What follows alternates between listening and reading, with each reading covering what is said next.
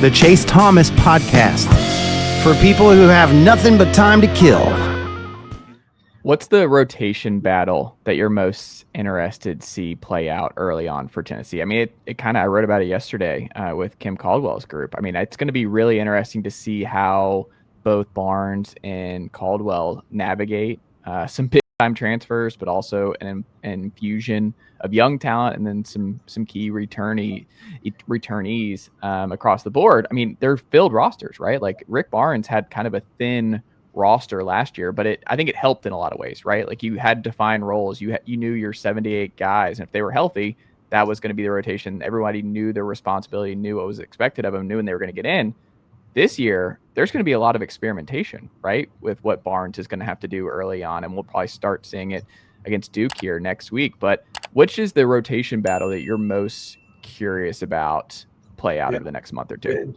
This might be an odd take of it, but I hope that Barnes doesn't necessarily figure out the rotation because what is the biggest knock on Coach Barnes?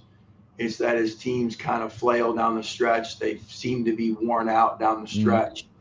And so maybe having a deeper roster and not figuring out, all right, who's the guy that's going to get 25, 27, 29 minutes a game allows for more guys to play even minutes, which then with the physicality, the toughness, the competitiveness, the speed to which Tennessee plays, maybe we end up being even fresher come NCAA tournament time that allows us to have the legs to, win another game or two in the NCAA tournament. So that I kind of hope that he doesn't figure it out too fast. To answer the question in more depth, I think the interior, we've if you look at the past rosters of Barnes staff, we've been a little bit light on the interior, and now we've got some serious depth down there. And so how do you manage having, 4 or 5 guys that can play the 5 and 4 position at a significant level and keeping all those guys fresh, but yet also happy with what their role is inside of the program, despite maybe not getting the starter level minutes and coming off the bench.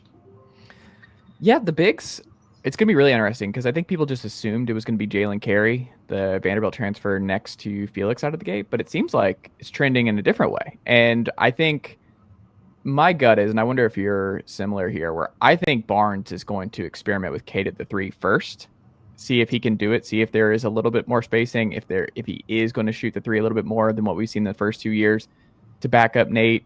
And then if it doesn't work, the spacing really struggles, then you move Cade down to the 4, and maybe he rotates with Carey and Estrella. Like, what does Estrella look like? Is he someone who you can get away with playing some 4 along with Akpara? Like, I don't know what the best combination is there. And to your point, that might be the best case scenario for everybody involved, is that it's not going to be abundantly clear what the best combo is there for a while, if health permitting, of course. Yeah, I think the wrestling match of Barnes is what style are we going to play? Are we going to play more up tempo, or are we going to be more half court? Because we do have some size, and if Cade's playing the 3, in the way that the game has evolved to where you got to be able to knock down 3-point shots at a pretty consistent level, I don't know if being in a more half court setting would be of favor to us. Now, we would have to do that, I think, if Cade's at the 3.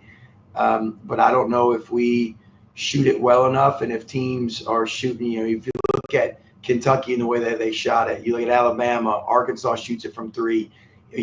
Missouri, when they were good, they shot a lot of 3-pointers, and those are kind of the preseason top teams in the league, and they're going to shoot the ball from 3. And I think that's one of the biggest question marks I have about this team is, can we shoot it well enough consistently from 3 to have a deep run? We know we're going to defend. We are bigger. We're going to rebound. We're going to get the ball inside, but you got to be able to shoot the ball from 3.